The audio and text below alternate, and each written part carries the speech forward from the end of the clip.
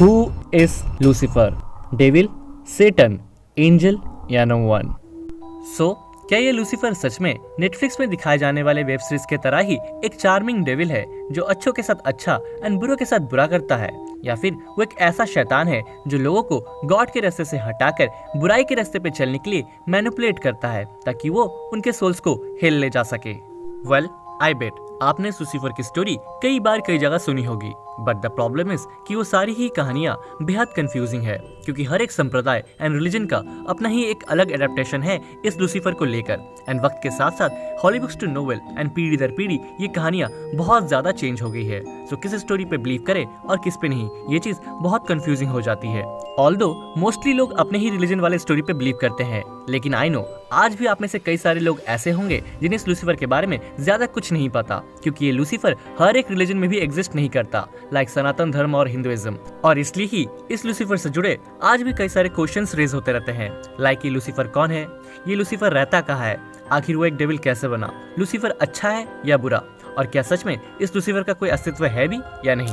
Well, आज इन्हीं सारे सवालों का जवाब हम आगे इस वीडियो में जानेंगे with Lucifer origin story in different cultures, जैसा कि आप सभी को बहुत ही लंबे वक्त से चाहिए था। सो इसलिए प्लीज वीडियो को अंत तक पूरा देखना प्लीज। खैर, सो चलिए वक्त को ज़ाया ना करते हुए without any more further due, let's begin.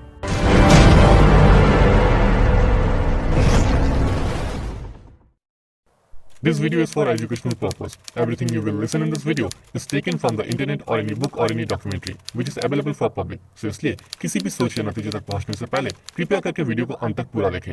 धन्यवाद। सो दोस्तों, एज आई से प्रीवियसली कि लूसीफर की स्टोरीज डिफरेंट कल्चर में डिफरेंट है, और इसलिए लोगों के बिलीव्स भी इसको लेकर एक दूसरे से अलग अलग है। And that's why I decided कि मैं आपको उन सारे ही नोन स्टोरीज को टर्न बाय टर्न सुनाऊंगा एज फार आई नो, ताकि आपको वीडियो के एंड तक कोई भी कंफ्यूजन ना रहे कि आखिर ये लूसीफर है कौन। सो प्लीज कमेंट सेक्शन में आकर कोई ये मत कहना कि भाई लूसीफर की रियल स्टोरी ये नहीं, ये है। Shut the fuck man. तो दोस्तों, आइए पहले जानते हैं सबसे रिनाउंड एंड फेमस स्टोरी को, जिसे आपने कई बार कई सारी मूवीज एंड वेब सीरीज में देखा होगा, जो कि मेनली क्रिश्चियन कम्युनिटी से बिलोंग करती है। So according to the mythological chapters and biblical stories, God ने सबसे पहले या फिर यूं कहे इस धरती से भी पहले हेवन यानी कि स्वर्ग का निर्माण किया था, जहाँ कोई दुख, दर्द और तकलीफ नहीं थी एंड हर जगह सिर्फ खूबसूरती और खुशहाली थी। एंड तब वहाँ रहने के लिए गॉड ने कई सारे एंजल्स को भी बनाया, जो कि बेहद ही खूबसूरत, इमॉर्टल एंड गॉड के मैसेंजर्स थे। एंड इन्हीं में से कुछ मुख्य एंजल्स को आर्क एंजल्स का नाम दिया गया, जिन्हें बाकी एंजलों में से ऊंची पदवी हासिल थी, या फिर यूं कहे ये आर्क एंजल्स बाकी एंजल्स के लीडर्स थे। एंड कहा जाता है कि इन्हीं आर्क एंजल्स में से एक एंजल का नाम लूसीफर था, जो कि सारे एंजल्स में से सबसे ज्यादा ज्ञानी, ताकतवर एंड सुंदर था। एंड वो गॉड का एक परफेक्ट क्रिएशन था जिसकी बराबरी कोई नहीं कर सकता था, एंड इसलिए वो गॉड का सबसे फेवरेट एंजल भी था। इतना ही नहीं, लूसीफर को बाकी के एंजल्स भी इतना मानते थे कि वो हर मामले में उसकी राय जरूर लेते। एंड कहीं ना कहीं ये बात खुद लूसीफर भी जानता था कि वो सारे एंजल्स में से सर्वश्रेष्ठ है एंड गॉड का सबसे परफेक्ट क्रिएशन है, जिसका मुकाबला कोई नहीं कर सकता था। और इसी वजह से धीरे धीरे लूसीफर को खुद पे घमंड होने लगा, यानी कि प्राइड, जिससे पहला सीन अर्थात पाप का जन्म हुआ। एंड इसी प्राइड अर्थात घमंड के चक्कर में दूसरे सीन ने भी जन्म ले लिया, जो था ग्रीड यानी कि लालच। दरअसल लूसीफर को खुद पे इतना घमंड हो गया था कि वो खुद को गॉड के बराबर समझने लगा एंड उसके मन में गॉड की जगह लेने की लालच आ गई। फिर क्या था, लूसीफर बाकी सारे एंजल्स को भी गॉड के खिलाफ भड़काने लगा, जिससे हेवन के 1/3 एंजल्स गॉड के खिलाफ जाकर लूसीफर के साइड आ गए। एंड इसी के परिणाम स्वरूप गॉड की जगह लेने एंड हेवन को पाने के लिए गॉड एंड लूसीफर के बीच एक महायुद्ध की शुरुआत हो गई, जिसमें गॉड की तरफ से आर्क एंजल सेंट माइकल ने उस बैटल की अगुवाई की लूसीफर के खिलाफ। एंड लूसीफर के बेहद पावरफुल एंड इस बैटल में एक ड्रैगन का रूप लेने के बावजूद भी गॉड के एंजल्स ने लूसीफर के एंजल्स को हरा दिया एंड सेंट माइकल को गॉड की तरफ से लड़ते हुए जीत हासिल हुई। एंड इसी तरह गॉड ने बिना उस बैटल में पार्टिसिपेट किए लूसीफर को हरा दिया एंड उसे और उसके एंजल्स को एज अ पनिशमेंट हेवन से निकाल बाहर नीचे फेंक दिया। एंड इसी से शायद लूसीफर का द फॉलन एंजल वाला नाम भी पड़ा। एनीवेज, ना इस बैटल के बाद जो कि लूसीफर गॉड का फेवरेट एंड परफेक्ट क्रिएशन और नहीं रहा, इसलिए गॉड ने नेक्स्ट इंसानों का निर्माण किया, यानी कि एडम एंड ईव का निर्माण किया, जिन्हें गॉड ने ईडन्स गार्डन के पैराडाइज में रखा, जहां उन्हें हर चीज की छूट थी सिवाय एक पेड़ के फल को खाने के सिवा, जिसे ट्री ऑफ जेनेसिस या फिर द ट्री ऑफ नॉलेज भी कहा जाता है। दरअसल दोस्तों, उस पेड़ के फल को खाने से एडम एंड ईव को हर चीज का ज्ञान मिल जाता, जिससे वो लूसीफर जैसे परफेक्ट हो जाते एंड उसके जैसे बन जाते। एंड यही चीज गॉड एग्जैक्टली नहीं चाहते थे, इसलिए उन्होंने उस पेड़ को एडम एंड ईव के लिए हमेशा के लिए फॉरबिडन कर दिया था। बट नाउ जो कि लूसीफर अब गॉड के अगेंस्ट हो चुका था एंड उसे हेवन से निकाल भी दिया गया था, इसलिए वो अगेन गॉड के खिलाफ एक षड्यंत्र रचता है जिसमें वो एक स्नेक का रूप धारण कर ईडन्स गार्डन जाकर इनोसेंट ईव को मैनिपुलेट करता है ताकि वो ट्री ऑफ जेनेसिस से वो फॉरबिडन फ्रूट खुद खाए एंड एडम को भी खिला दे, जिससे गॉड के आदेश की उल्लंघना हो जाए। एंड होता भी ठीक कुछ ऐसा ही है। ईव वो फ्रूट ले जाकर एडम को खाने को बोलती है, जिसपे एडम ईव को मना नहीं कर पाता क्योंकि ऑब्वियसली वो उसे बेहद प्यार करता था एंड इसीलिए ही वो गॉड के मना करने के बावजूद उस फ्रूट को खा लेता है। बट इससे पहले कि वो फ्रूट एडम के पेट के अंदर जाता एंड उसे दुनिया भर का ज्ञान मिल जाता लाइक लूसीफर, उधर तभी गॉड आ जाते हैं एंड वो फ्रूट एडम के गले में ही अटक जाता है एंड यहीं से लड़कों के गले का वो एडम्स एप्पल वाला नाम भी उत्पन्न हुआ। खैर नाउ जो कि एडम एंड ईव ने गॉड के आदेश की उल्लंघना की थी, इसलिए गॉड ने एज अ पनिशमेंट उन दोनों को ईडन्स गार्डन के पैराडाइज से बाहर निकाल दिया एंड पृथ्वी का निर्माण कर गॉड ने उन्हें वहां रहने के लिए भेज दिया और यहीं से हम इंसानों की शुरुआत हुई और अच्छाई और बुराई की भी। और यहीं से ये भी माने जाने लगा कि लूसीफर ही हमारे हर बुरे काम एंड सोच की वजह है, जहाँ वो लोगों को मैनिपुलेट कर उनसे बुरे काम करवाता है ताकि वो गॉड के अगेंस्ट हो जाए। एंड यहीं से लूसीफर को Satan, devil, ruler of hell and शैतान के नामों से जाने जाने लगा।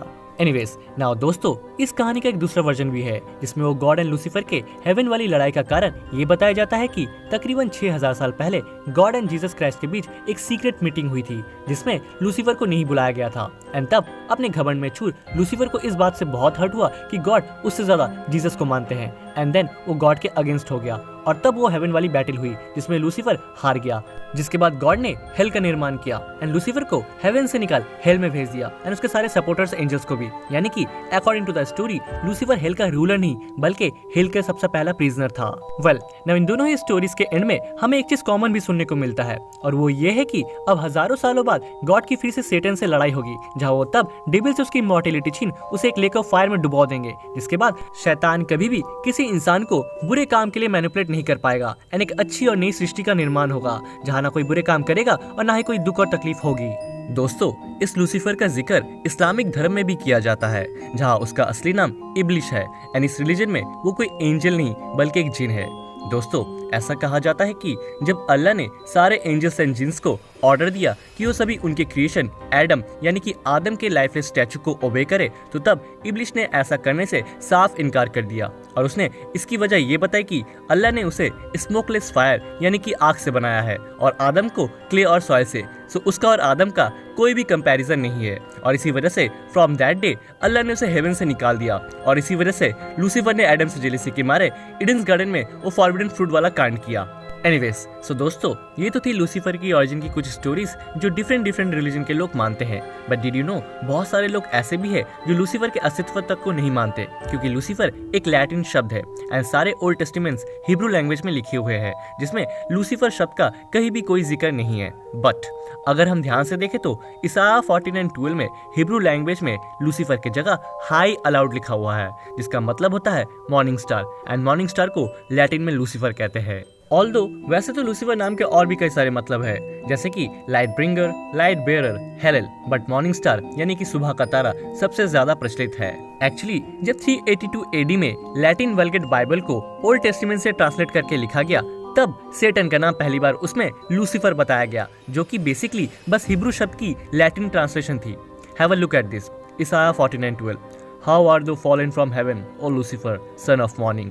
एंड यही से सेटन का लूसीफर वाला नाम प्रचलित होना शुरू हुआ। बट वही दूसरी तरफ कई लोग ऐसे भी है जो ये मानते हैं इसाया में लूसीफर नाम का जिक्र बेबीलोन के एक फॉलन किंग के लिए किया गया है एंड सेटन एंड लूसीफर बिल्कुल भी एक नहीं है। वेल एज आई से प्रीवियसली, लूसीफर की स्टोरी की हर एक रिलीजन की एक अलग ही एडेप्टेशन है जो लोग अपने अपने हिसाब से मानते हैं एंड इसलिए ही एक कैरेक्टर के इर्द गिर्द कई सारी कहानियां बन गई है जिसमें से कौन सी ठीक है और कौन सी गलत लोग अपने अपने हिसाब से चूज कर लेते हैं या फिर अपने रिलीजन के हिसाब से। बट ये बात तो बिल्कुल 100% सच है कि आज भी ऐसे कई सारी संगठन एंड लोग हैं जो लूसीफर को मानते हैं एंड उसके फॉलोअर्स है because according to them Lucifer is very good in deals. So जो भी इंसान उससे डील करता है उसे लूसीफर जो चाहिए वो देता है, चाहे वो धन दौलत हो या कुछ और इस बात का सबसे बड़ा प्रमाण आपको मेरे previous video the devil's Bible में मिल जाएगा। इतना ही नहीं, रोम वेटिकन सिटी के एक चर्च में इस लूसीफर के कई सारे स्टैचूज भी है जहाँ दूर दूर से आज भी लोग उसे देखने आते हैं।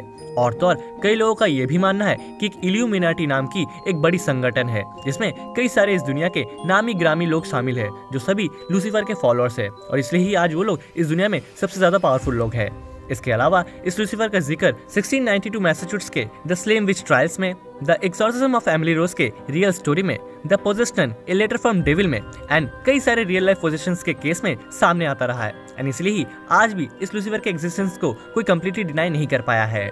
खैर, now before ending this video, here I want to clear it out कि मैंने आपको अभी जो लूसीफर की स्टोरीज सुनाई वो मुझे different books, internet, videos, articles and documentaries के सोर्सेज से मिली है। तो इन सब बातों में कितनी सच्चाई है और कितनी नहीं, ये मानना ना मानना कम्प्लीटली आपके ऊपर है। मेरा काम था आप तक ये स्टोरी लाना जो मैं ले आया। बट इसके अलावा इस वीडियो में मैंने ढेर सारे और भी स्टोरीज एंड टॉपिक्स का जिक्र किया है, जैसे कि archangels, jeans, illuminati, the possession's letter and the slave witch trials। सो अगर आपको इनमें से किसी भी टॉपिक पे एक डिटेल सेपरेट वीडियो चाहिए तो आपको बस इस वीडियो को लाइक एंड नीचे कमेंट करके उस टॉपिक का नाम बताना है। एंड जैसे ही इस वीडियो में 300 लाइक्स एंड 100 कमेंट्स हो जाएंगे आपको आपकी वीडियो मिल जाएगी। Although I want to give you a suggestion कि अगर आपको by chance Salem witch trials के बारे में जानना है तो मैं आपको इसी टॉपिक पे बनी the autopsy of Jane Doe movie की मेरी वाली वीडियो को देखने की सजेशन दूंगा, जो कि एक मस्ट वॉच मूवी है। एंड ये movie one of my favourite horror movies में से भी एक है। सो जाओ इस वीडियो को भी चेक मारो।